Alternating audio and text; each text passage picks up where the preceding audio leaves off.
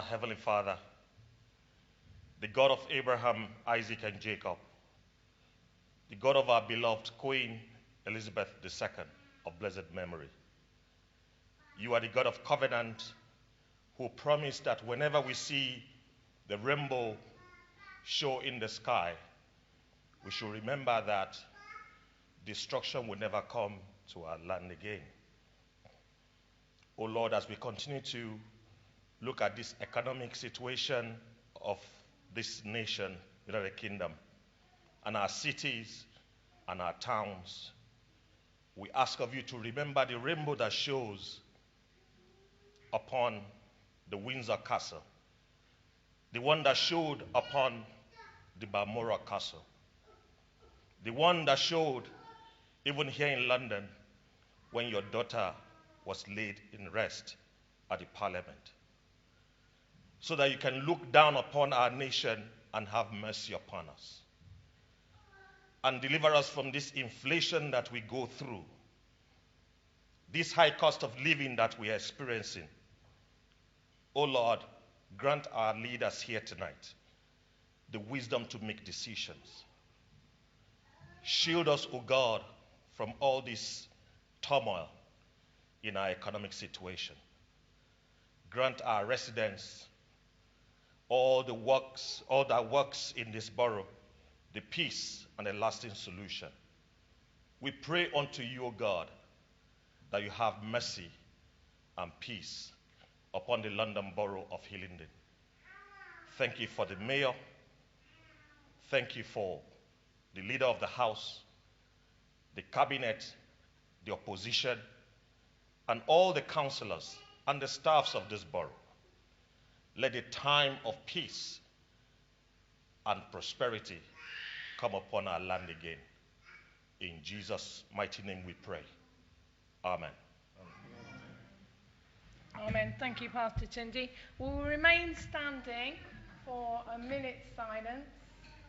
A minute's silence for two people who have been very dear to our hearts, both who have had a massive compassion for serving. One for the Queen, the late Queen, who served our country, and one for our councillor, Brian Stead, who served this borough. So we will have a minute's silence. Thank you.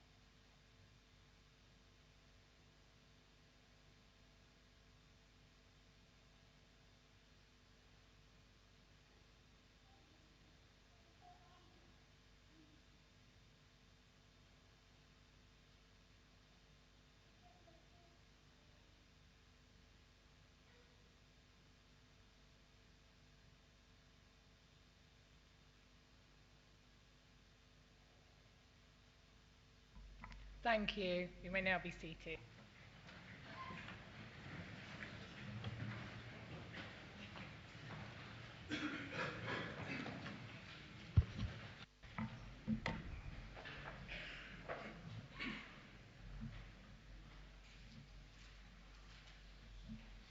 Welcome to Hillingdon Council meeting. Welcome to the members of the public that join us tonight.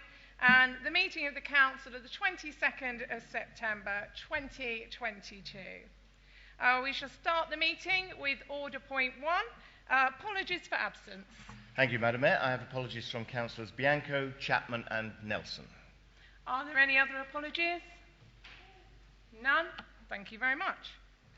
Order number 2, the minutes of the last meeting, which you have a copy in front of you. Is that agreed? Thank you. Minutes are agreed. Order item number 3, declaration of interest. Do we have any declarations of interest here tonight? No? Okay. We can swiftly move on to my announcements as Mayor. It has been a surreal past couple of weeks. The very sad death of Queen Elizabeth II has made us all reflect on the 70 years of her wondrous reign. We have all been able to express our deepest condolences to the royal family. During this time, Hillingdon's residents and staff carried out ceremonies and duties with an admirable, heart-warming prestige, one that I know the royal family are forever proud of. From the proclamation that I delivered to the honour of standing at RAF Northolt when the Queen's coffin arrived from Scotland, and finally to the many residents and people who lined the streets to pay their respect and observing the 1-minute silence. Thank you. Hillingdon Borough certainly served Her Majesty well during the period of mourning, and I extend my thanks and gratitude to everyone who took part in this historical moment. The months prior to this, representing Hillingdon has been an honour, and we have found ourselves in the fortunate position of receiving numerous requests for the Mayor to visit many organisations, and the mayoral diary is now very busy. The first Mayor's Charity fundraising event took place on the 22nd of July, and the theme was Bollywood, and the night was an amazing success. All the tickets were sold out, and we had 5 London mayors attending, plus past mayors, councillors, staff and residents. A huge thank you to everyone for your much valued support, and a very big thank you to the businesses, which we are including in, for their sponsorship. We raised £2,800, so thank you so much.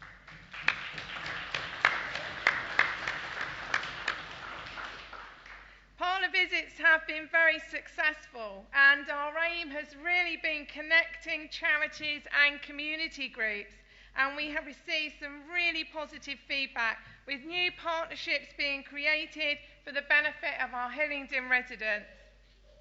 We have attended many events within the council services, all of which have been gratefully received by our residents. And I would like to extend a very big congratulations again to all the hard work of our officers that have managed to put those events in place. Our residents have truly loved it, and the play day was just there was so many people there. It was incredible. So thank you for all your hard work. Thank you, everyone. Okay, we'll now move on to point 5, which is questions from the members of public tonight. Lloyd? Thank you, Madam Mayor. Just for the benefit of members of the public present and members in the room, just explain how this is going to work. So we'll take 5.1 first from Mr. Gaelic to Councillor Lavery. Then questions 5.2, 5.4, 5.5 and 5.6 will be asked in order and then answered comprehensively by Councillor O'Brien. Councillor Goddard has deferred his answer to Councillor O'Brien. And then finally we'll take question 5.3 from Mr. Sim to the Leader of the Council. Thank you. So if we could take the first question, please, which is 5.1 from Mr. Stephen Garrick. And if you could also ask the question, please. Thank you. Good evening, Councillor Lavery. In a question to a previous administration, I asked why pay-by-phone parking had not been implemented, despite the ease at which a Hillingdon residence card could be linked to an online account or a phone number. I was advised that new parking machines were being installed and these would take credit cards, and there was no reason to add this system, which has been adopted by the majority of councils over the years. Given the fact the parking system suggested by myself in an earlier communication would have saved residents time, and the palaver of trying to solicit a ticket from a machine is reason enough, I'd like to ask, why did the council not implement this years ago when the opportunity existed? Why have the council been so Luddite in their approach? What is the banking cost for these loose change machines collected from the council's machines? And does Hillingdon believe a preferential rate for cash receiver preferential rate, I should ask, for cash deposits, and how much is the cost to residents? Thank you. Thank you very much. Councillor Lavery, would you like to respond, please? Thank you, Madam Mayor, and thank you, Mr. Gaelic, for your question. My first from a member of the public. Whilst I'm obviously delighted to receive any questions from the public, I'm sure Mr. Gaelic would have preferred to have been asking his question from the Labour benches tonight, had he been successful in any of his 3 attempts to get elected in 2018, 2021 and 2022. But of course I am happy to answer the question in the public section tonight. This administration will always put residents first, and this is the key to our decisions of how to pay for parking, and in particular we will not introduce any service that is not wholly compatible with the Hillingdon First card and the preferential charges we offer to our residents for parking services. Following the introduction of credit and debit card payment systems at the Council's new pay and display machines, the Council has undertaken investigations with industry suppliers as to how a cashless parking system, or mobile phone parking if you want, could be used in Hillingdon, whilst maintaining residents' access to the preferential parking rates they currently enjoy. Many suppliers initially pledged that this would be easy to do, but were unable to demonstrate this to our satisfaction. Once we had the firm assurances that preferential rates could be maintained, we have undertaken a procurement exercise, and a contractor pay by phone has already been appointed to provide cashless parking. The parking team are currently testing the systems and software to ensure that when it does go live, our residents will be easily able to register and also get the preferential parking rates they currently enjoy. Motorists will have the opportunity to pay for parking either using their phone, going online, and therefore not needing to buy a ticket at the machines, but still getting their discount. Anyone who does not wish to use cashless parking can still pay with a credit or debit card machine or with coins. Hillingdon Council will always introduce technology where it benefits residents and ensures the council is more efficient and resilient. But these systems will only be implemented when it is crystal clear that they deliver a service with appropriate benefits for which Hillingdon Conservatives are trusted. We will not go down the Labour road of knee-jerk reactions that would deprive residents of these benefits. Thank you. Thank you, Councillor Avery. We shall now move on to the 4 questions together, but we'll start with question 5.2. Evening all. This is for Councillor Goddard. What options were considered in trying to reduce the deficit for the early years centres now? Specifically, this is Nestles, South Ruislip and Uxbridge. The report shared publicly is very light on this. Thank you very much. And can we follow that on with question 5.4, please? And I think this one we haven't got the lady Charlotte here, so I will. That's yourself. Yeah. So I will ask the question, and the question is: please, can you confirm what the average standard private nursery day rate is in the borough for both under 2s and over 2-year-olds? The next question is question 5.5, please. Hi, good evening. Our extensive survey of parents affected by the closures of early years nurseries shows that only 30% have been able to relocate their children to alternative means or nurseries.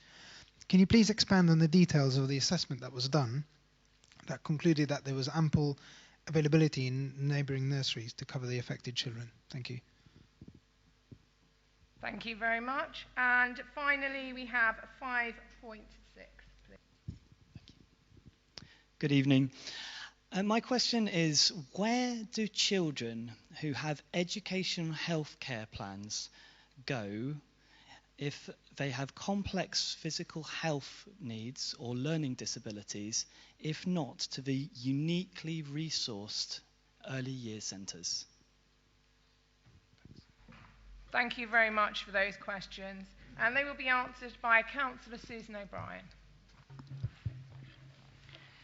Thank you, Madam Mayor, and I thank Mr. Bukowski, Mrs. Dolan Bukowski on behalf of Madam Mayor, Mr. Chamu and Mr. Sharkey for your questions and for the amount of time and effort that you have put into this very personal and emotive issue on your own behalves. I know that you have already written to your ward councillors, to myself or directly to the officers. I will refer to nurseries in my answer, and that is the 3 early years nurseries that are based in Hayes, South Ruislip and Uxbridge. The deficit for Hillingdon's 3 councils run nurseries is not new. The nurseries have been operating at a deficit for very many years.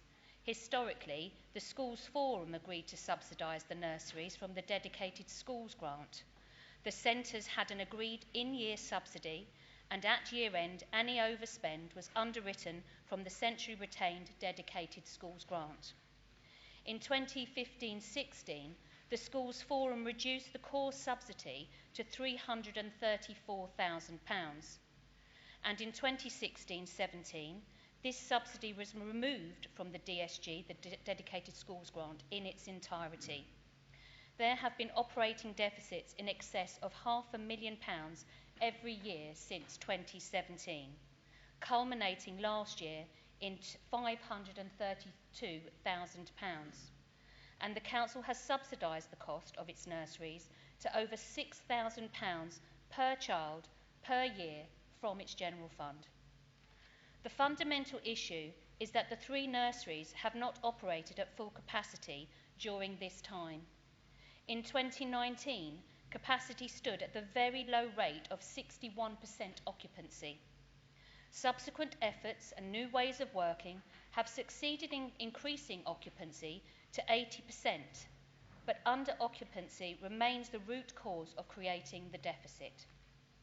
Cost reduction programmes have been implemented to include changes to staff structures and external contracts, but these have failed to solve the problem, particularly in the context of the recent inflationary pressures. Another option was to consider outsourcing the provision to private operators. However, given the high level of childcare provision already available in the borough, no interested parties were identified. The council could consider fees and charges and increase the nursery place unit price per child to level up with the private sector. However, to break even, I will remind Council that this would increase the per child places by over £6,000, and that would be at 100% occupancy. Using June 2022 as a snapshot, the Council's early years nurseries provided up to 102 full-time equivalent places a day. It achieved an average of 87% occupancy and supported 166 children across the working week. The nursery represents 1% of available childcare facilities within the borough. This shows that we are a very small stakeholder in the childcare market. Providing childcare is not a core function of the council, and there is no statutory requirement for the council to provide childcare places. Consequently, there is no statutory requirement to consult on changes for the provision of these services. The hard decision to close the nurseries has been made based on financial implications of continuing to operate a service in deficit, and in the knowledge that there is capacity within the childcare market across the borough to support families. The timing of the decision was to mitigate against bringing any new intake of children into the nurseries from September, and to ensure that all those affected can make the most of the seasonal fluctuations and availability that occurs in September and within the summer months, with July, August and September, as children move on with the academic calendar. The average daily rate of a nursery place for children over 2 years is £64.66. That's based on responses from 56 of our providers out of a total of 75-day nurseries in the borough. The minimum is £42 per day. The maximum is £100.22 per day. Some nurseries offer incentives to parents taking up a greater number of days or sessions, and can also if they have multiple children. Fees vary according to age, and the cost for under 2 years is generally charged at a higher rate. I do not have the rate for the fees for under 2s, as this information was not readily shared by providers, as they consider it to be commercially sensitive. The Childcare Act 2006 places a statutory duty on the local authority to ensure, insofar as reasonably practicable, that the provision of childcare, whether or not by them, is sufficient to meet the requirements of parents in their area who require childcare for working parents or parents studying or training for employment, or for children 0 to 14 years of age or up to 18 years of age for disabled children. Supply and demand data is compared to understand sufficiency of childcare in each age group across the borough. The Council's Families Information Service is responsible for the childcare sufficiency assessment and takes the following supply and demand factors into consideration. The supply is the number of Ofsted registered childcare places in different types of childcare settings, for example, a day nursery or a childminding service. A calculation estimates how many places each setting offers by age groups in 3 categories: under 2s, 2s and 3 to 4 year olds.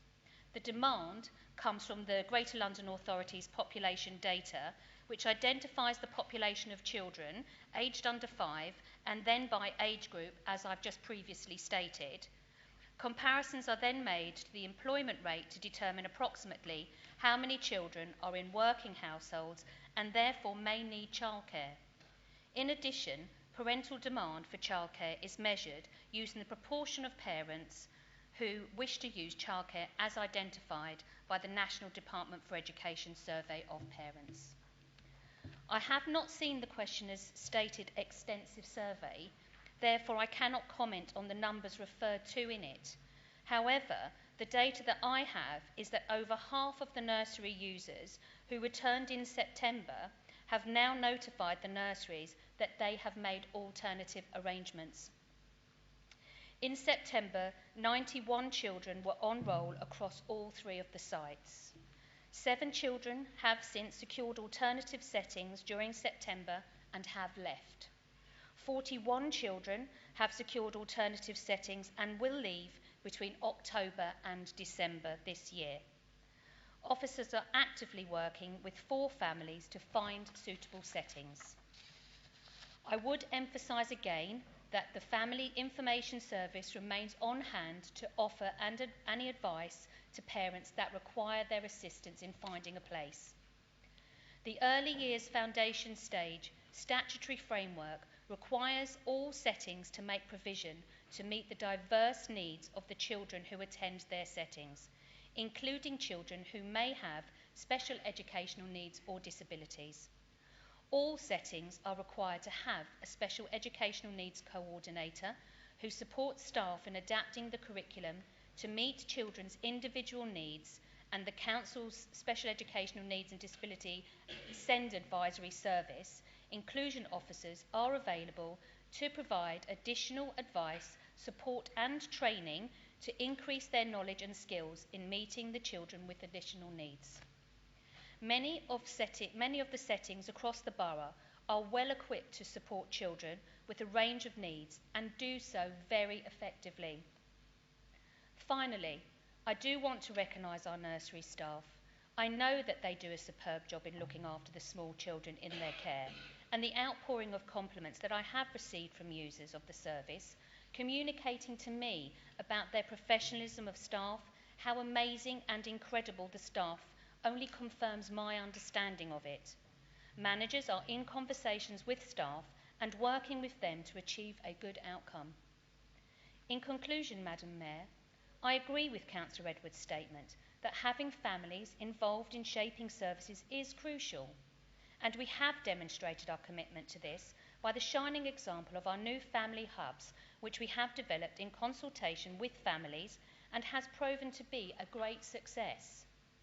Unfortunately, however, with times as they are, for the council itself and for residents across the whole of the borough, it is simply unreasonable to expect our council taxpayers of Hillingdon to fill the gap of £532,000 of a service used by over 100 children. Or to break that down even further, the Hillingdon contribution of 400 Band D households paying only for the subsistence of nurseries alone and nothing else every year. Madam Mayor, thank you for indulging me with this long answer, and I think I have answered adequately. Thank you.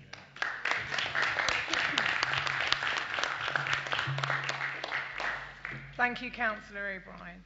We shall move on to the final question, which is question 5.3 from Mr. Alexander Sim.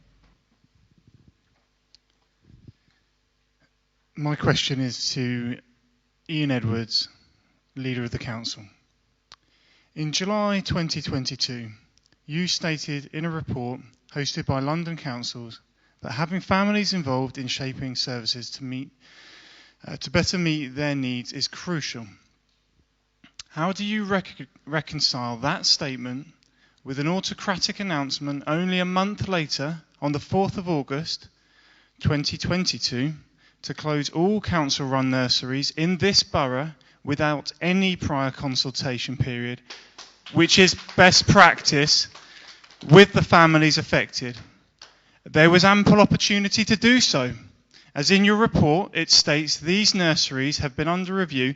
Well, you say it's been even longer than this, in fact, but they have been under review since autumn 2020, and consultation periods are recommended best practice by the very London Council Forum of your quote in July.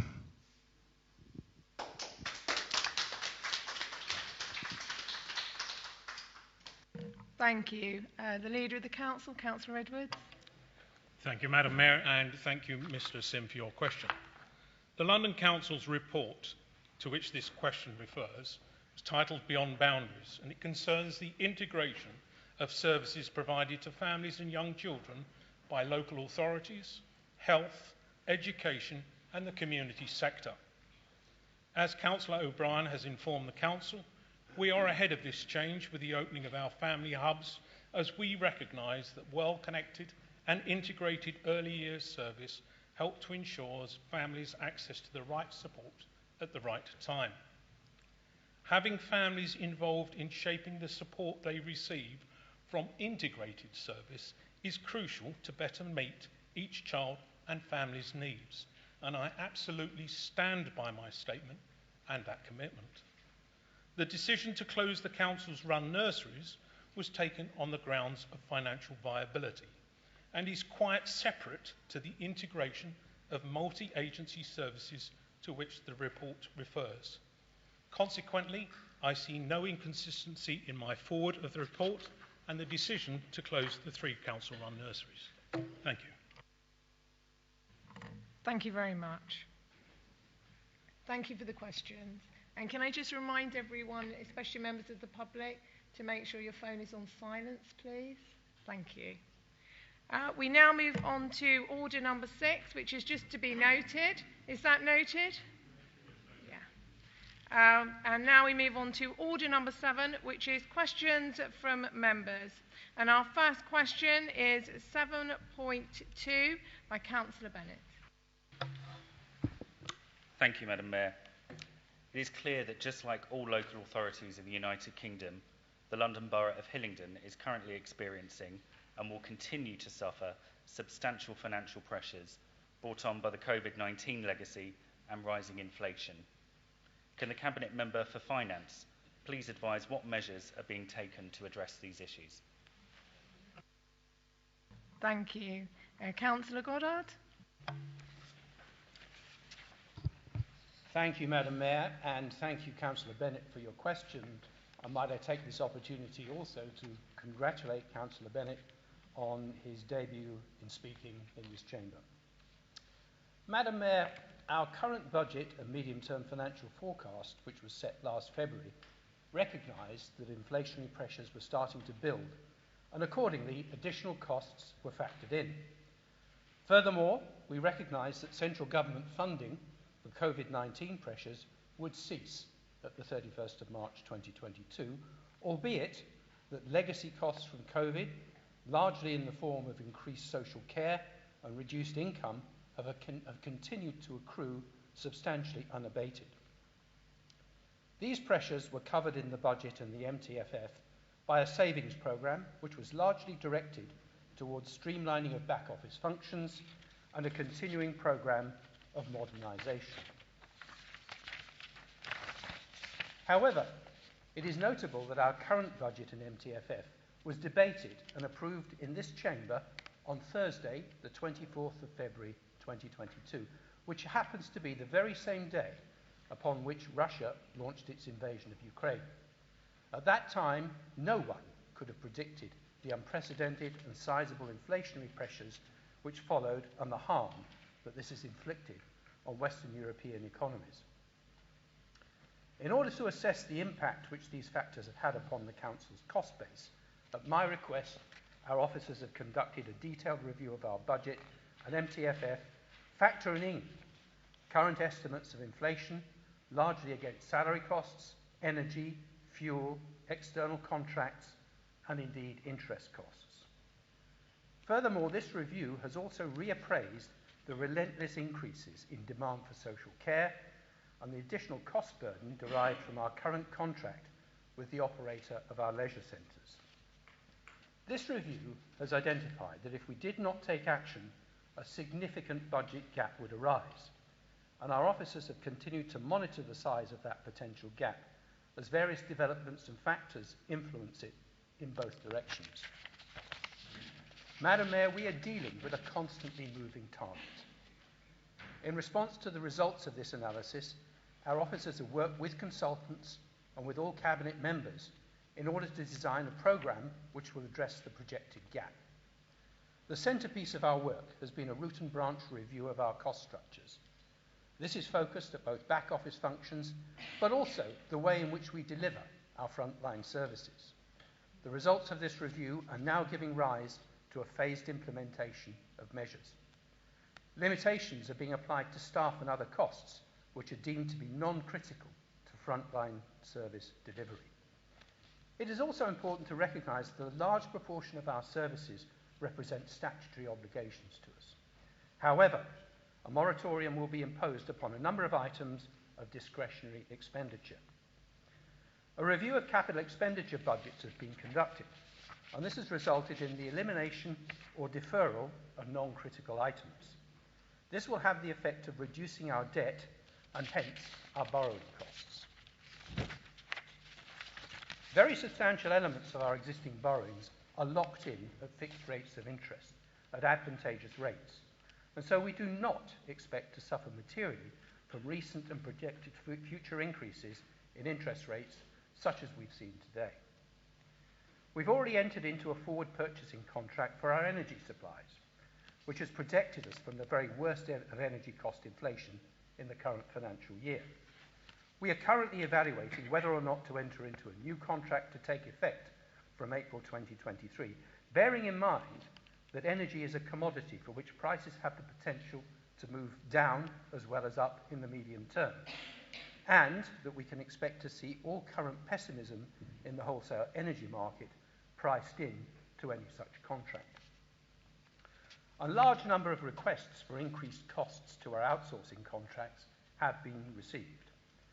We are working supportively and constructively with our contractors in order to limit cost increases to sensible and sustainable levels, whilst building in protection to ensure that such adjustments do not necessarily permanently rebase our costs.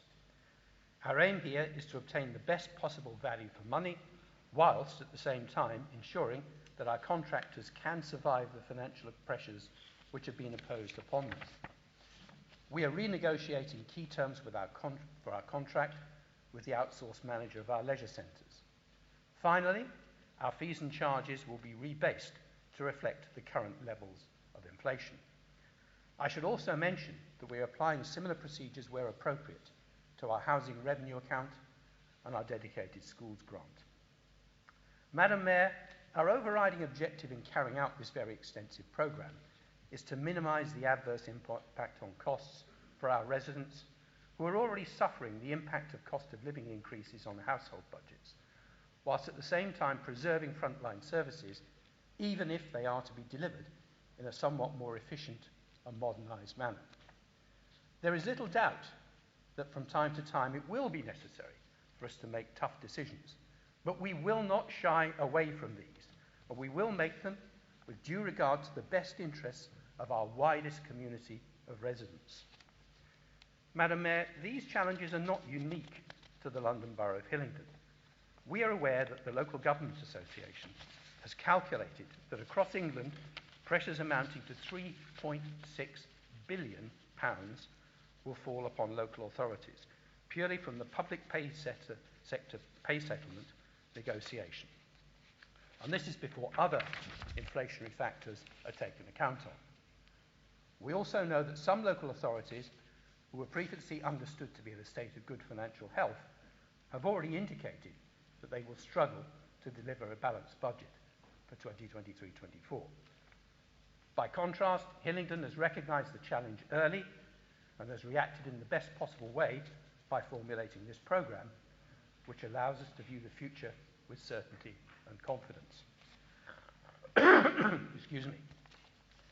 I'm most grateful to our officer team, and in particular to Andy Evans and Gemma McNamara, for the commitment and hard work which has been expended in this endeavour so far. And of course, we will be looking to them for yet more of the same in order to deliver the changes that I've described. Thank you, Madam Mayor.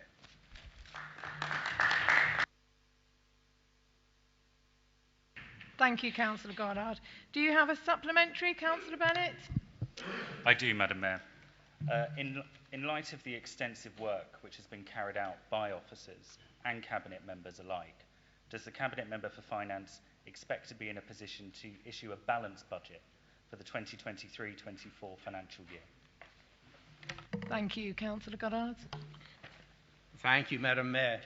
We are, of course, currently awaiting a number of key financial announcements from central government, which are relevant to this matter. And I have to emphasise that it is likely that a number of these items will not be fully clarified until December of this year. However, our calculations are robust in that they do not rely heavily upon the outcome of these announcements. It's important to understand that current year financial pressures beyond our original budget are being largely met from earmarked reserves. And the fact that this is possible is a reflection of good and prudent financial management and the soundness of this Council's financial position. Earmarked reserves are designed for this exact purpose, and therefore it is exactly right, absolutely right, that we make use of them in this particular way. I might add that if this Council had accepted the budget amendment proposed by the opposition back in February, our ability to respond in this way would have been heavily constrained. I should also emphasise that I do not expect that there will be a need to deplete our general balances. We will, of course, be providing greater detail and specific information on all of this in the consultation budget, which is due to be released this coming December. Madam Mayor, it therefore follows that not only do I expect to deliver a balanced budget for 2023-24, but that I also expect us to embark on a programme of expanding our earmarked reserves over the term of the current medium-term financial forecast in order to build further our resilience for use in future occasions. And that in this context, I expect that the programme I described in my earlier answer will extend over a number of coming years. Thank you, Madam Mayor.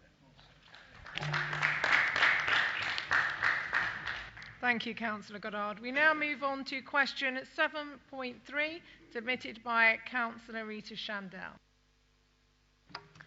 Thank you, Madam Mayor.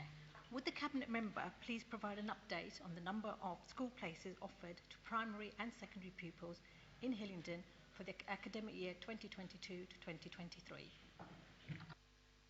Thank you. Councillor Susan O'Brien.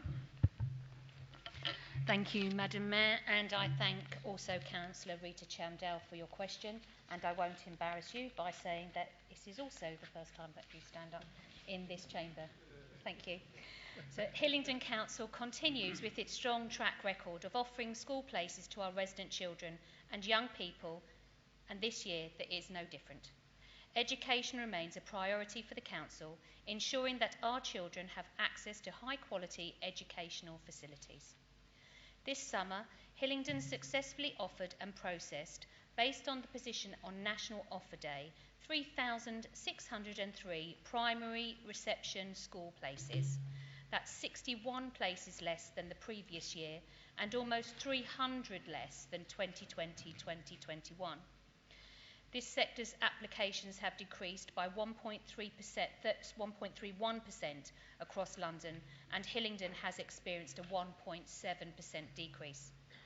The good news is that 99.5% of children were offered one of their preferred primary school places, and 94.3% of children were offered their first preference place. Thank you. Hillingdon was rated first within the London boroughs for giving parents their first preference choice, well above the average of 87.9%. The Pan-London Admissions Scheme analysis reported that Hillingdon had the 9th highest number of applications and preferences for reception places this year, compared to being the 6th highest last year. In addition, this summer, Hillingdon successfully offered and processed, based on the position at National Offer Day, 3,659 secondary transition to Year 7 school places. This is 52 more pupils than on the previous year. There has been a 0.4% increase in applications across London, and within Hillingdon experiencing a 1.4% increase. Once again, the good news is that 94% of children were offered one of their preferred secondary school places, and Hillingdon remains the top West London borough, beating the London average of 93%, and 71% of children were offered one of their first preference secondary school places. This is higher than the London average of 69.95%. Thank you.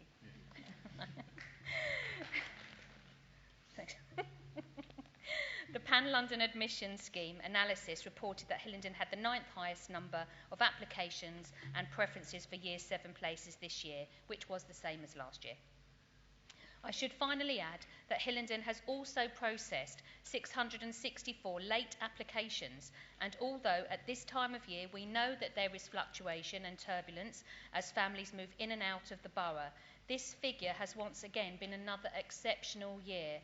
From September 2021 until August 2022, a total of 3,988 in-year applications have been processed. Our admissions team have absolutely been stars. Madam Mayor, I must thank the admissions team who painstakingly go through every single application, contact families, make round after round of offers to parents waiting for places. You know who you are, officers, so thank you. Madam Mayor, the need for Hillingdon to forecast well for sufficient school place planning continues to remain under scrutiny, ensuring that we are in a position to offer school places to all our resident families, as well as supporting schools in making sure their admissions numbers are working best for them. I am delighted that once again, Hillingdon Council has delivered on its commitment for a school place for every child in the borough, which is another example of our first-class strategic leadership and putting residents first, and our education team have delivered once again. Thank you.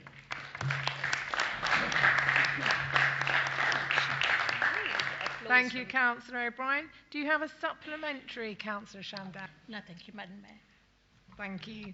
We now move on to question 7.1, submitted by Councillor Barrett.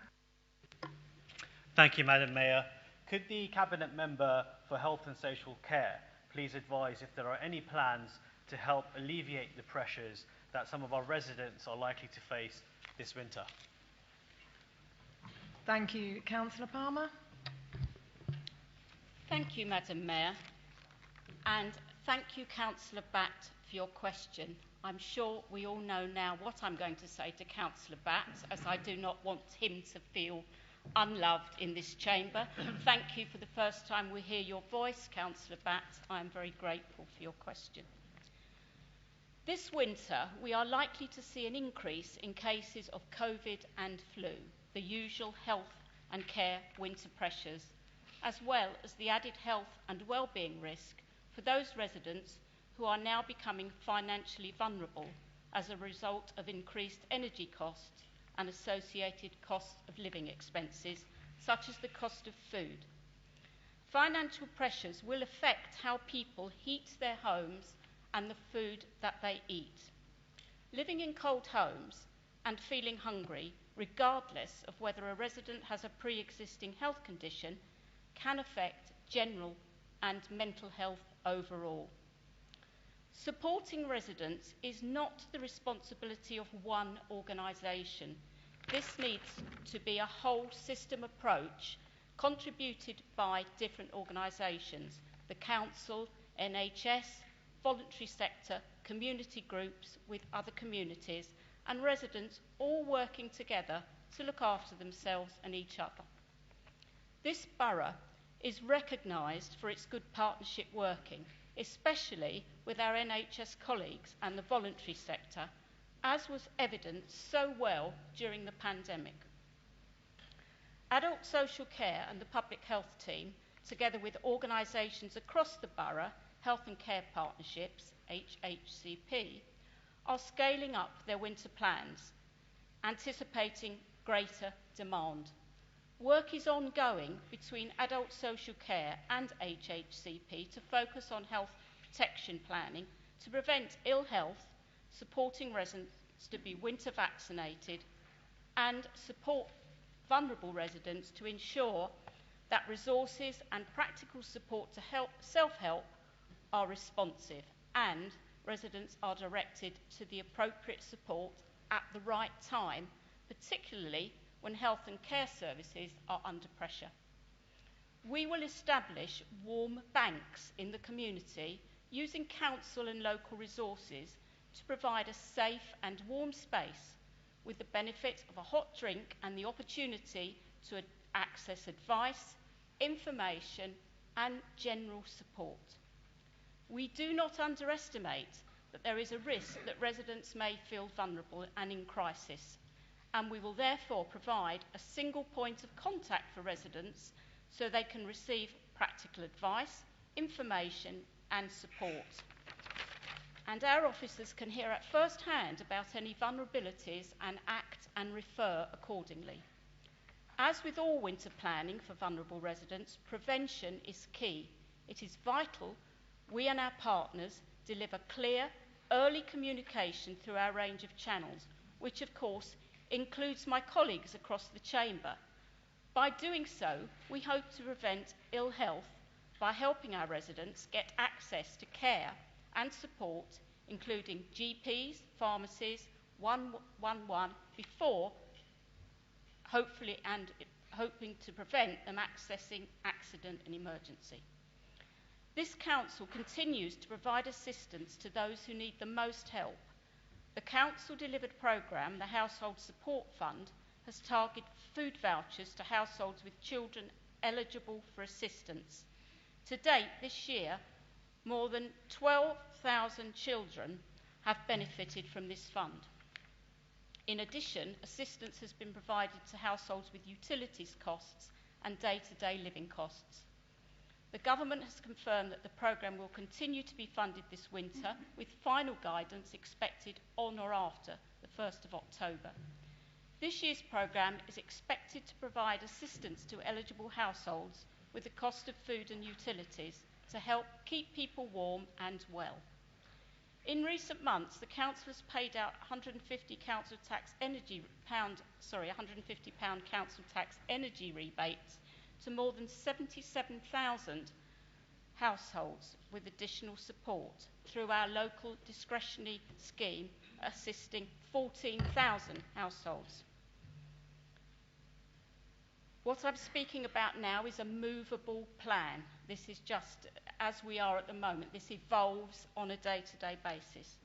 Madam Mayor, this Conservative administration continues to put residents first and at the heart of everything we do. It is recognised that these are hard, challenging and for some extremely anxious times. But I've briefly outlined that we are planning to support residents through this winter.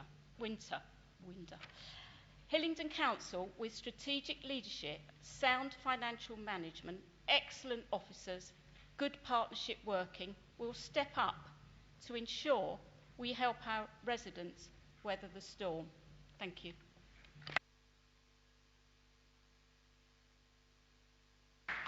Thank you, Councillor Palmer. Do you have a supplementary, Councillor Batt? No further questions, Madam Mayor. Thank you. Thank you. We shall move on to the motions, which is point 8 on the order, and we have a motion from the leader, Councillor Edwards. Thank you very much, Madam Mayor. I have never felt further from my country than when sat in a diner in Upper New York State, I learned of the death of Her Majesty Queen Elizabeth II. The news was not particularly unexpected, but the sense of shock and loss that I felt was beyond my comprehension. Whilst we have lost our sovereign, the royal family have lost their matriarch, and on behalf of this council, I wish to express our deepest sympathy to them. Her Majesty the Queen has been a constant throughout our lives. Regardless of the knocks and blows of life and its ever-quickening pace of change, the Queen has provided a strong sense of stability and reassurance to our country. During the COVID pandemic, her address to the nation showed that she understood the painful separation that families and loved ones were suffering. And she gave comfort in her words that better days will return. We will meet again. We are grateful to Her Majesty for her unwavering sense of duty and her upholding the highest standard of public leadership. Throughout her reign, Her Majesty has been a source of encouragement through her patronage of over 600 charities and organisations, and through her many official visits that gave the strongest possible seal of approval to the work of others. Hillingdon has been honoured by the Queen, making a number of official visits to the borough. The most recent is in 2006, when she opened Hillingdon House Farm Athletics Complex, as well as visiting Brunel University and Hayes.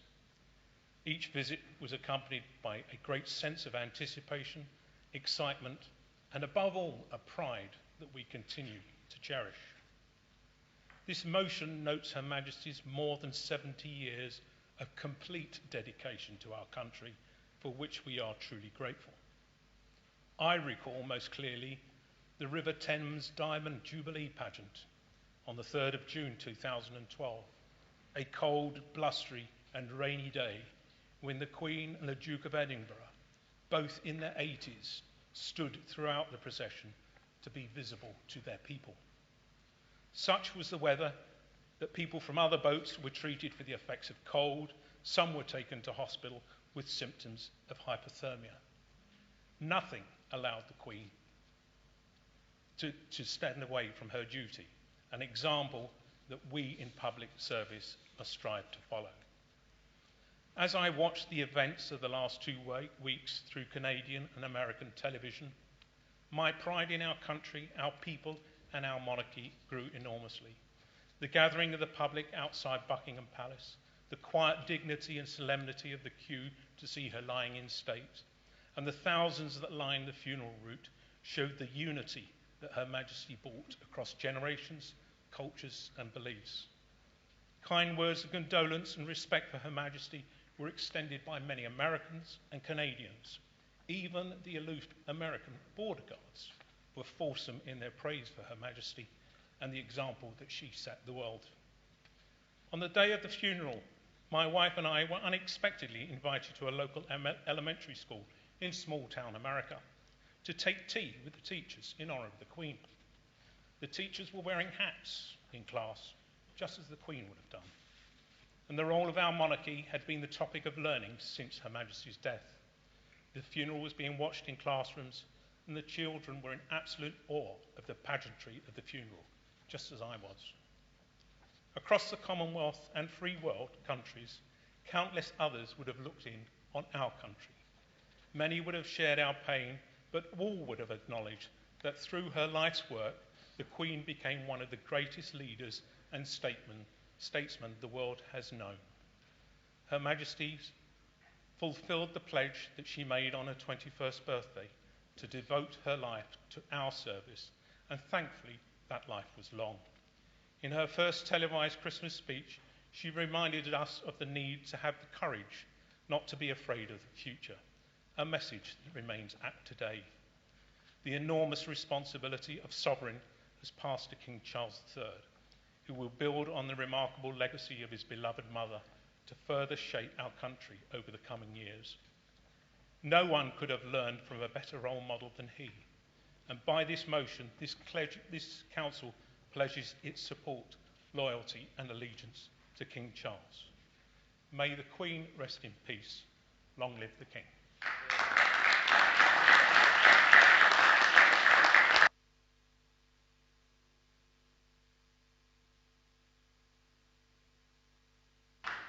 Thank you. Is that seconded? Councillor Kerr. Thank you, Madam Mayor. It's an honour and a privilege to stand here and second this motion in true cross-party unity. However, it is difficult to find the words that have not already been said.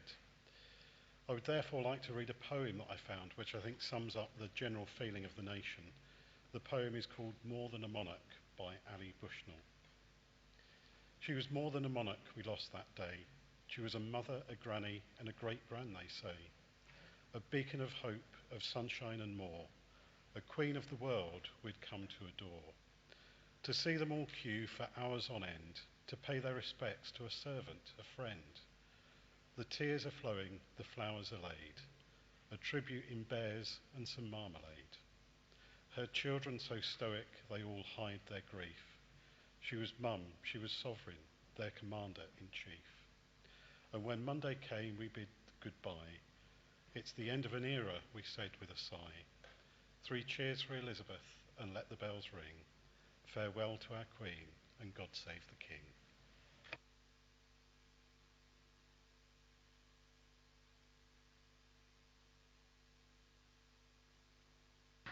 Thank you, Councillor Cowley. We have other speakers now, and Councillor Lewis. Thank you, Madam Mayor. The Queen always said that she was an ordinary person doing an extraordinary job. This was very much the approach she took in her life, and is why she was always so interested in the people she met. I grew up in a family strongly connected with royal household, and for the last 30 years have personally held a royal warrant of appointment to Her Majesty. This has given me access to royal household and allowed me to meet and speak with the Queen on many occasions. What always came across was her great interest in what you had to say, and her openness and warmth. She had a great sense of humour and a ready smile. She always put you at ease, and when the conversation was over, you felt that for those few minutes that she had been really interested in your life and what you had to say. She was a devout Christian who believed in the Gospels and lived a very moral life according to those teachings, in service to the people of the United Kingdom and the Commonwealth, both as our monarch and also as defender of the faith, as head of the Church of England. To my mind, I cannot imagine living my life under press and public scrutiny with every detail of my life being reported. Quite remarkably, she never put a foot wrong. She took advice from her prime ministers, the clergy, and her own advisors, and as any great leader, seemed always to have a knack for knowing which bits of advice to take and which to reject. Statista suggested that 4.1 billion people across the globe watched the Queen's funeral on television. That's more than half the world's population. This mark of respect from people both at home and abroad is a true testament to her service, her impartiality, and her leadership. The Queen, as head of the Commonwealth of Nations, helped take Britain from being a colonial power to a country that works on an equal basis within the organisation to help promote and improve the lives of 2.6 billion people in 56 nations around the world. So whilst we are very sadly at the end of one era, it's the start of a new one. And as the motion says, Madam Mayor, we all send King Charles our deepest condolences, as well as our best wishes, sincere hopes, and fervent prayers that he will be able to serve us as well and be as popular as his beloved mother, our late Queen. Madam Mayor, I commend this motion to the Chamber.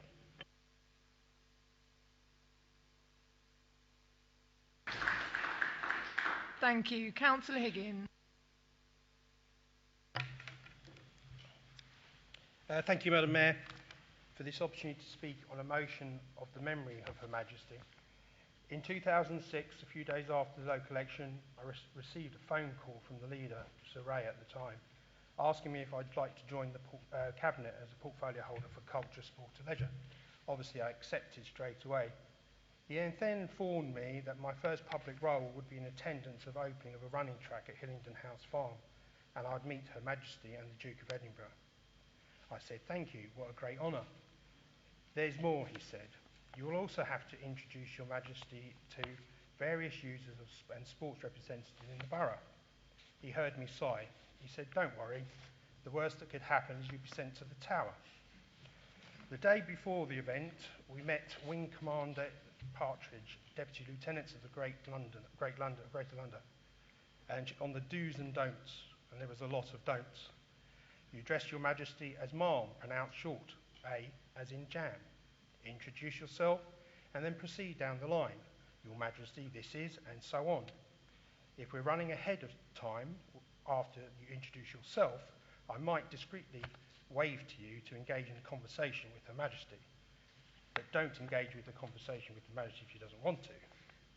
But don't worry, this never happened. I arrived the next day very, very nervous, and all I could think about was don't get jam and man mixed up. Before I knew it, Her Majesty had entered the room and was introduced to other members of the Cabinet, followed by the officers. Then Her Majesty was standing before me. The Mayor at the time, Councillor Routledge, introduced me to the Queen. A slightly stretched hand came out, glove, and I shook it and introduced myself, speaking so fast that I was surprised anybody could understand me. I looked up and she said hello, and suddenly I felt calm and at ease. I cannot explain why. I glanced over the Queen's head and saw the signal from the Commander Partridge. My heart sank for only a split second. And then with great calmness I proceeded to tell her about my grandfather, who had met her on a state visit to Pakistan, and how my grandmother felt tremendous comfort from the letter she received from Her Majesty on his death, thanking for his service in the Foreign Office.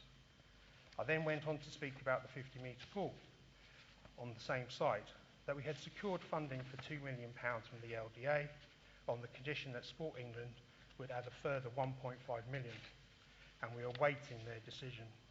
And in a flash, she said to me, that Coe chap's the person you should speak to. She was referring to Sebastian Coe, the chairman of the British Olympic Association.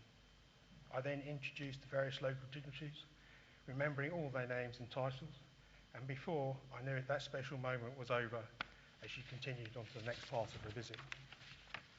One of my greatest finish, please. Sorry, just quickly. Yeah, one of my greatest possessions is a photo taken by Mark Braddock, which is us with me smiling and her smiling. Her ability to make people feel at ease and presence was remarkable, and the sense of humour and wit will be sadly missed. May she rest in peace, Mark.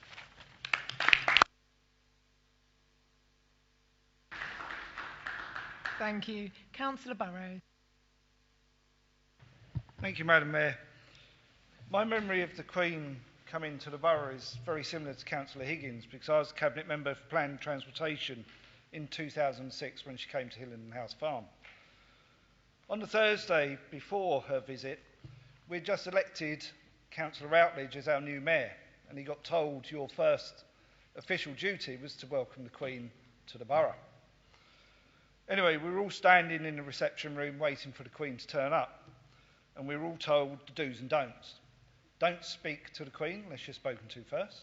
Do not put your hand out, shake her hand. She will shake your hand first. If you shake her hand for too long, she will put it back by your side. You don't want that happening. And how to address her, as Councillor Higgins has already alluded to. But she had a great sense of humour, and I was part of that humour, because when she was introduced to me and she realised I was responsible for planning, a great smile came across her face, and she looked at me and said, "So it's your fault we're all here today, because your planning department agreed to plans and you ensured that this was built." And she just smiled, and that smile just lit up the room. She was a person that put you at ease. She was the person in that room that was the most important person, but she made you feel important. She was a great monarch for this country and our one constant, which we have now lost. But as the royal family mourn her death and the country mourns her death, we all have a special memory of the Queen. And I also, like Councillor Higgins, have a photo of that moment of meeting the Queen. I will always remember and cherish that day for as long as I live. And may I say, Your Majesty, rest in peace, and I will finish by saying, God save the King. Thank you.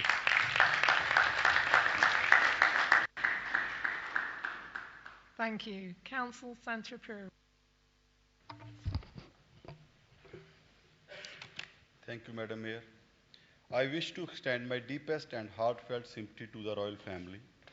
The Crown has a deep connection to India through its 100-year reign, and it is the country of both my birth and most formative years. My late father joined the British Indian Army in 1942 when India was still under the Crown. The Queen visited India 3 times, the last being in 1997. The same year I immigrated to United Kingdom. During her last visit, she visited my home state of Punjab to pay her respect to Sri Darbar Sahib, also known as Golden Temple in the city of Amritsar. The people of this holy town hold great admiration for the respect the Queen showed for religious customs, and perhaps more for the wreath she placed by her own hand at Jallianwala Bagh. Everywhere she went, she was greeted with traditional welcome of pressing both hands together. Madam Mayor, furthermore, I had a golden and rare opportunity to see her when she visited Hazestown on 19th May 2006, just 2 weeks after I was elected as a councillor for the very first time. She will be remembered for her dedicated service to the Commonwealth. I feel honoured and privileged to support this motion. Thank you, Madam Mayor.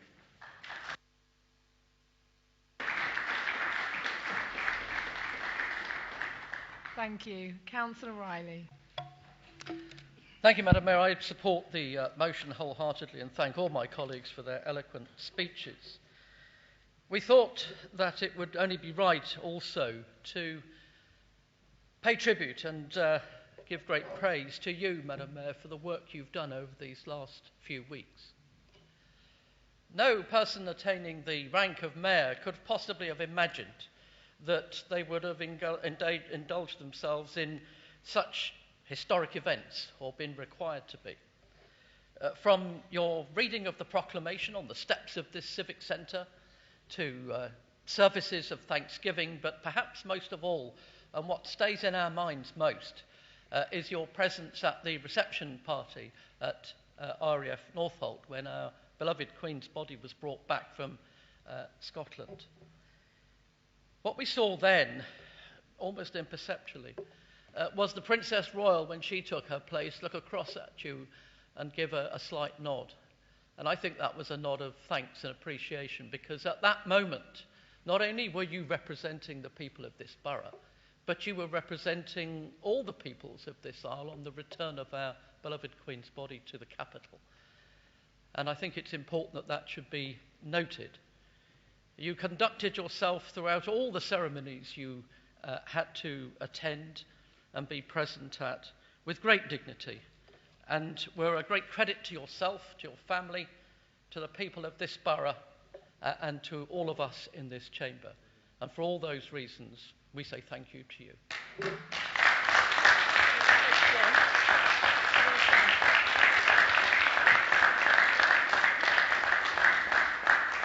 Thank you. And Councillor Leader of the Council, Ian Edwards. We have no other speakers, so you have the right to reply if you wished. I have nothing further to add, thank you. Okay, that motion is agreed and passed, yeah? Okay, we now move on to 8.2 on the order sheet, and it's a motion from Councillor Curling.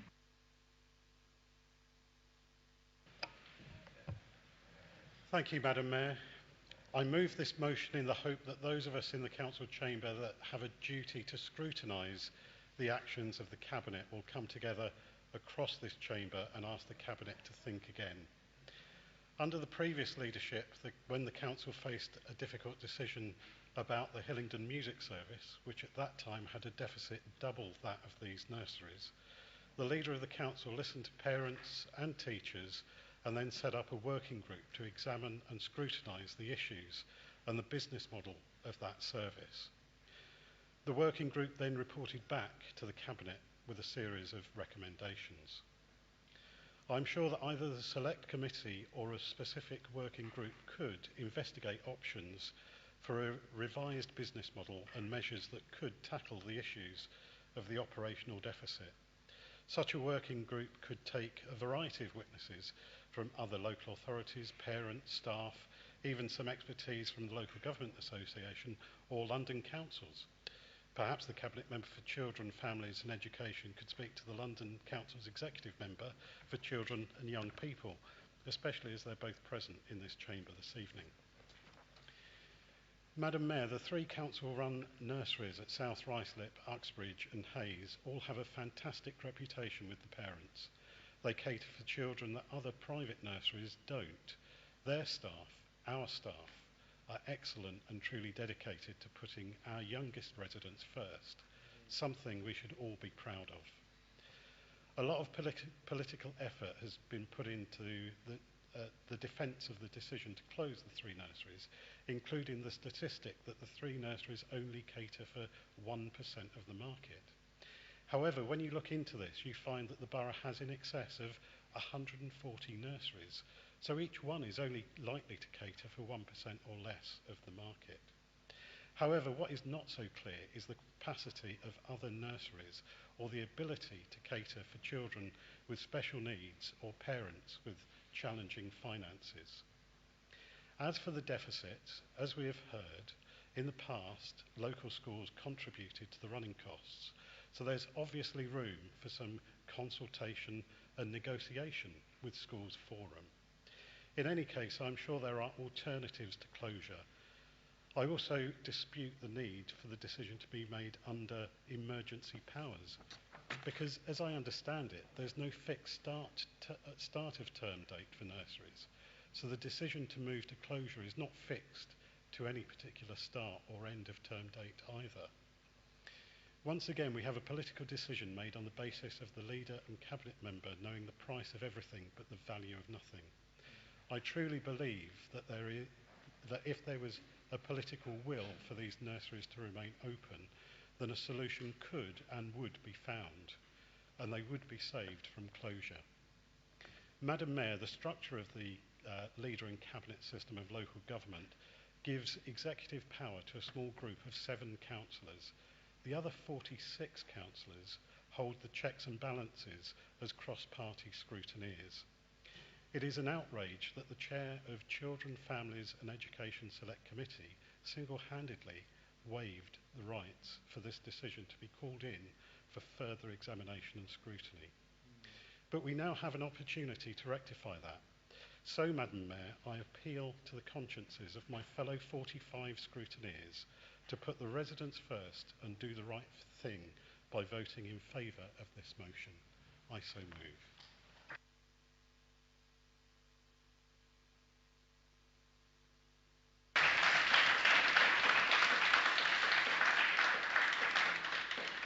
Thank you, Councillor Curling. Is that seconded? Madam Mayor, I'm grateful that Councillor Curling has tabled this motion and offered some valid suggestions, and I am really proud to second it as I'm an early years teacher. I truly believe that every child matters. England's childcare system is nightmare. The childcare market is on the brink of collapse, Madam Mayor, and it's not I who's saying it. It's the Institute of Public Policy's research that has published its report today. It says, childcare market is failing to deliver on quality or access. There's a gap in provision from the end of parental leave to the start of free hours offer. There's the high upfront childcare cost for parents getting into work. It calls for a new childcare guarantee. It asks the government to invest significantly in childcare, to expand supply and drive up quality through a new funding settlement for funded hours, alongside a childcare workforce strategy underpinned by high rates of pay and higher qualifications. Will it be wise then for Hillingdon to close the council nurseries when such a recommendation is being made? This is not all, Madam Mayor. A recent TUC survey report also calls for a well and publicly funded sustainable sector with children at its heart and a diversity of provision. I quote The Guardian, "The number of state-maintained providers which have historically provided the highest quality of care and disproportionately served the disadvantaged children has shrunk, while for-profit provision has expanded. This has contributed to widening gaps in access and quality by children's socio-economic background." This is where, Madam Mayor, our 3 nurseries, now on the verge of closure, come in and fill the gap. These are unique provisions with long association and deep connections with the communities they serve. Therefore, for something as significant as closure of nurseries that affects over 100 real lives, isn't it unfair not to engage in a meaningful consultation? Isn't it unethical for it to not undergo a scrutiny? There are many stories out there, many more cries for help. Let us all do the right thing today and support this motion. Is Hillingdon looking for efficiencies at the cost of children's lives or future? Does it honestly put its residents first? Thank you.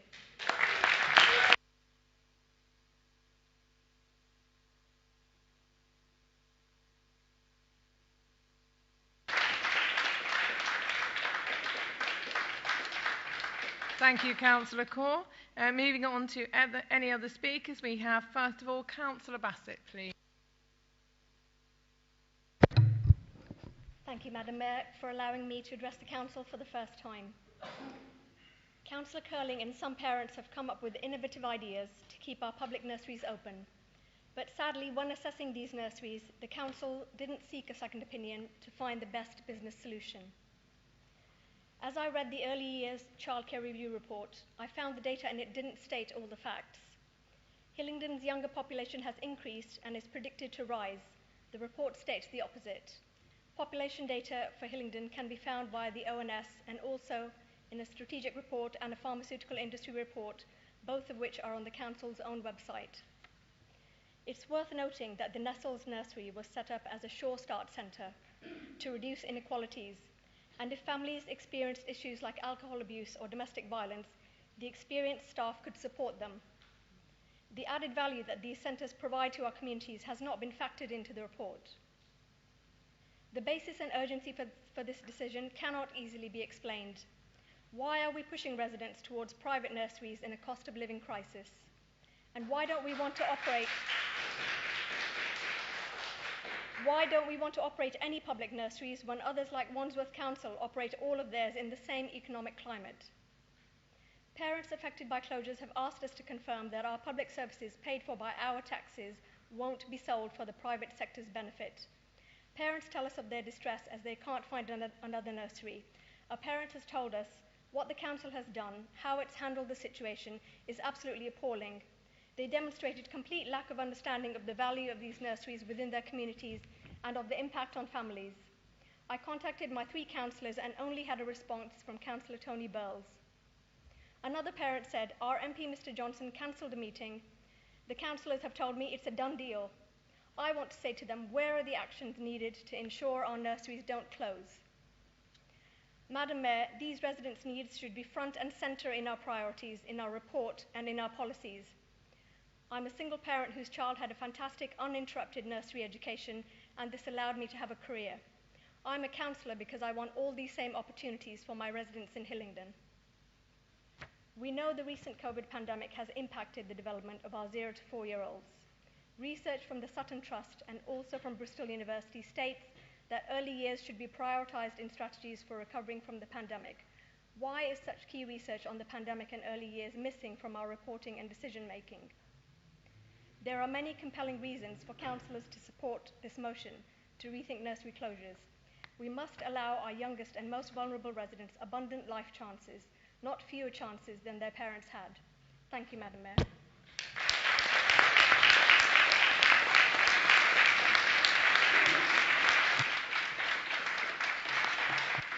Thank you, Councillor Bassett. Councillor O'Brien. Thank you, Madam Mayor, and I will start by saying that we will not be supporting this motion. I did not think when I was first elected over 12 years ago that I would have to consider the closure of the early years nurseries in Hillingdon. However, as I was elected to represent my ward then, my cabinet position makes me responsible to represent all of our 300,000 residents under the Children, Families and Education portfolio right now. I absolutely acknowledge the importance of play, the availability of preschool nurseries. I want every child to have the best start in life and successful child development, taking them into the next stage of their life. I have been that parent trying to find the best nursery place for my child when my 16-week maternity leave ended. I am the parent that had to find another nursery when my first nursery closed down. I understand the pressures at this particular time is on every single one of our residents and on this council to make sure that we are spending our residents' money on the statutory services that we must fulfil, as well as wisely and equitably for our core residents' services. Closing a service is not the easy choice, but in this matter it is the right choice. I have received comments from parents currently using the nurseries. One mentioned that we are motivated by profit. If only. We are not. We are motivated by a loss of £532,000. We have not even got into the realms of a profit. We are subsidising the nursery cost of a very small number of families. Today I said 91. Another user's comments was, could the council consider selling libraries or children's services instead? A bold statement, bearing in mind that most of the services within children's centres are statutory or preventative services. Therefore, I welcome the Labour group, instead of making a populist statement like this motion, to make a suggestion as to which service they think that we should take £500,000 from to retain a service that is neither statutory nor our core business. We have explored alternatives. I've talked about them tonight. I leave this with you. Is it reasonable to expect our residents who pay their council tax contributions to fill a £500,000 gap, paying for nursery places for approximately under 100 children? I cannot support this motion.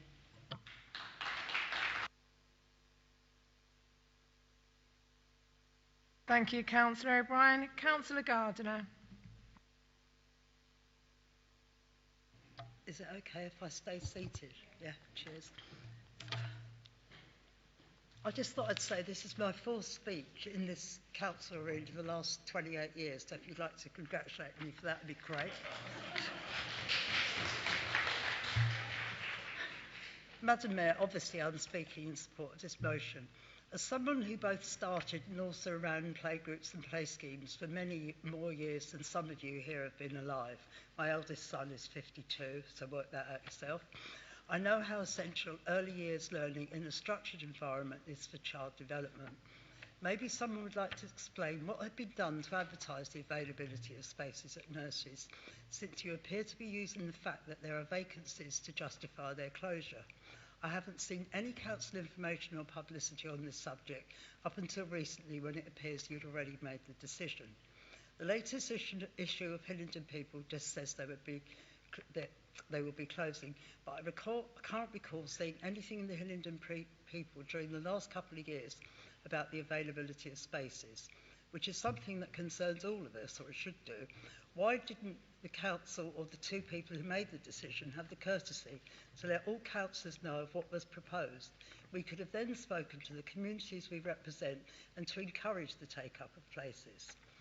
Also, I want to speak about the holistic approach that the 3 nurseries threatened by closure have in terms of actually providing all family support. These are where our nursery staff regard the child as being an integral part of the family unit. It's worth remembering that the staff at our nurseries have a special relationship with the children and as such are trusted by the families. Events that disrupt the child's home life always affect the child's development and behaviour. This can manifest itself in a variety of ways, by disruption, withdrawal and confusion by the child. Our nursery staff notice these changes, so immediate support and help is given to both the child and the parents. This is especially necessary for children with special needs. This is something that private nurseries are unable to do, simply because they don't have the direct links in terms of referral to the relevant council departments in the event that should the child need additional help. Over the years, I've been contacted by both victims of domestic abuse and those who have housing-related problems. They've been given my contact details by our nursery staff. They've been referred to me both in my role as a DV advocate, but also as a counsellor who will do all she can to help. As a survivor, as you all know, of DV myself, I'm able to chat with victims in my usual straight-talking manner. If you know me, you know that I don't sugarcoat anything, regardless of who I'm talking to or what I'm talking about, as most of you know. With regards to domestic abuse, I explain that any decisions that the mothers they have to make about the situation is not going to be easy for them, but I'm able to prove just by my mere existence that there is a light at the end of the tunnel, no matter how far away it may seem at the time. Can you please finish, Councillor Gardner? I ask you that you support this motion. Thank you. Thank you.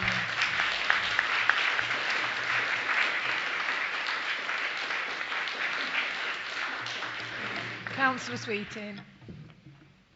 Madam Mayor, I thoroughly and wholeheartedly support the motion. I ask all in this chamber to search their consciences and accept the blinding obvious that closing our good and outstanding early year centres is neither right morally nor sensible economically. Let me explain. The 3 centres are not like the other 99% of private nurseries, which the council has so flippantly asserted are available locally to the soon-to-become dispossessed. They are not.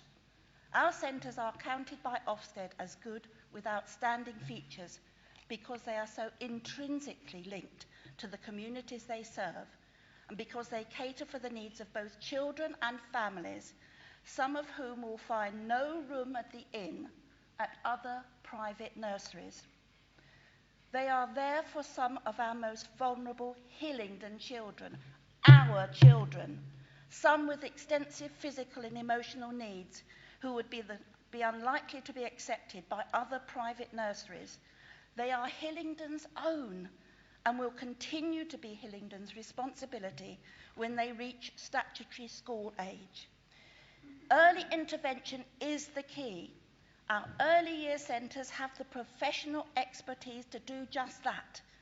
This means that the service they provide is not only of great social benefit, but reaps an economic benefit for the council as well in the long term. Without the 3 early year centres, Hillingdon will be slamming the door, not only in the faces of 100+ children, but also our families. many of whom will not be able to find an early years placement equal to what Hillingdon has been so quick to discard. I surely don't need to emphasise the increased cost of going private to hard-stretched families. Hillingdon, you could not have chosen a worse time for pulling this dead rabbit out of the hat with no warning and no consultation. Think again, Hillingdon, for these closures will not only have far-reaching consequences for families, but also for Hillingdon finances in the longer term. Our early years centres are the jewels in our crown and deserve our praise and protection, not closure. I beg all members to support this motion as it is the moral right thing to do. Thank you, Madam Mayor.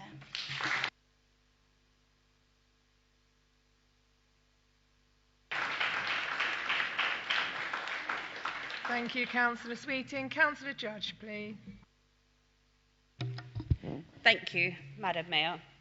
I speak in support of this motion as it's very close to my heart. Having worked as a head of Children's Centre for more than 10 years in a neighbouring borough, I have witnessed change, review and cutbacks. I totally understand the financial constraints we are facing and the difficulties this has brought. However, taking away 3 early year centres from the community is unethical and not the solution. I ask everyone in this chamber today to reconsider this decision and note the consultation with staff on the proposed restructure commenced in January 2020, which was before the coronavirus pandemic, and it is unclear whether this decision takes into account the aftermath. Now, during the pandemic, the children's lives have been turned upside down. For some children, the right support and resources, the situation will be manageable, but for others, the effects of the pandemic will cast a long shadow over their lives.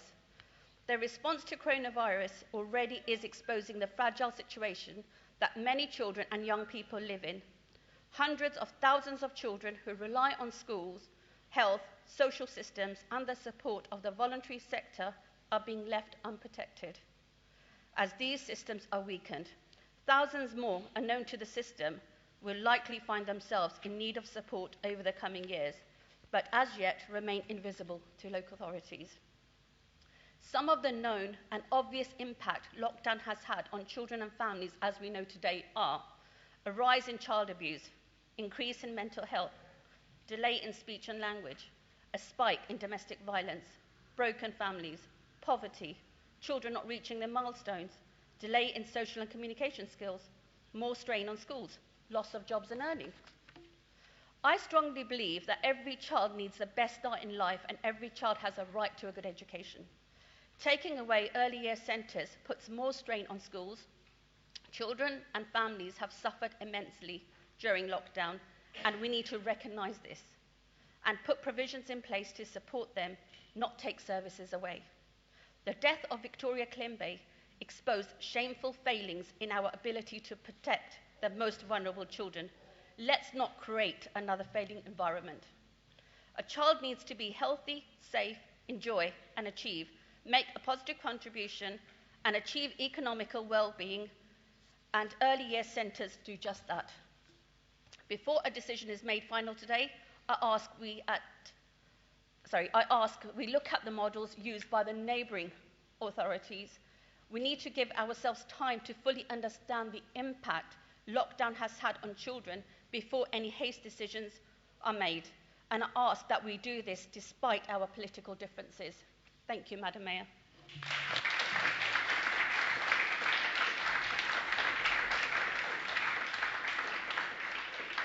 Thank you, Councillor Judge. As there are no other speakers, we will pass back to Councillor Curling. Thank you, Madam Mayor. As usual, I stand in this chamber after a motion, saddened but not surprised by the response from the party opposite. I think it's a shame that my other 45 scrutineers don't agree that we should scrutinise the actions of the 7-person executive. By failing to support this motion, this really does make a mockery of the council's strapline of putting residents first.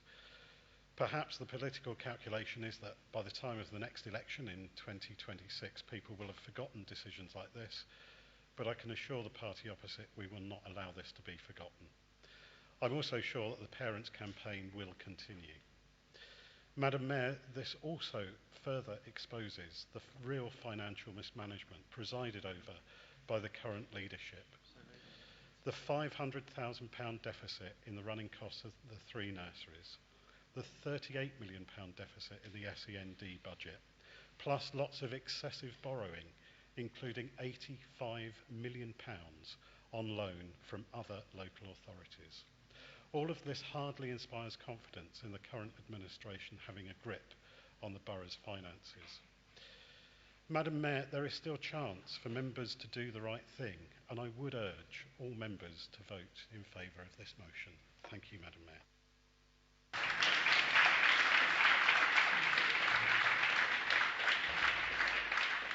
Thank you, Councillor Curling. We will now vote as a show of hands. Those in favour, we will do a recorded vote. Thank you, Madam Mayor. For the benefit of members of the public present, the Labour side has requested a recorded vote, which means I ask each member of the Council in alphabetical order in turn whether they are voting in favour of motion 8.2 by Councillor Curling, against or abstaining. Councillor Abbey. No? Councillor Banerjee. Against. Councillor Bassett. For. Councillor Bennett. Against. Councillor Batt. Against. Councillor Bridges. Against. Councillor Burles. For. Councillor Burrows. Against. Councillor Rita Chamdal. Against. Councillor Roy Chamdal. Against. Councillor Chubadar. Against. Councillor Cawthorne. Against. Councillor Curling. For. Councillor Davies. Against. Councillor Dennis. Against. Councillor Dott. For. Councillor Edwards. Against. Councillor Farley. For. Councillor Gardner. For. Councillor Gaelic. For. Councillor Garg. For. Councillor Gill. For. Councillor Goddard. Against. Councillor Gohill. Against. Councillor Higgins. Against. Councillor Islam. For. Councillor Judge. For. Councillor Kaur. For. Councillor Lachmana. For. Councillor Lavery. Against. Councillor Lewis. Against. Councillor Makwana. Councillor Mand. For. Councillor Mathers. For. Councillor D. Mills. Against. Councillor R. Mills. Against. Councillor Money.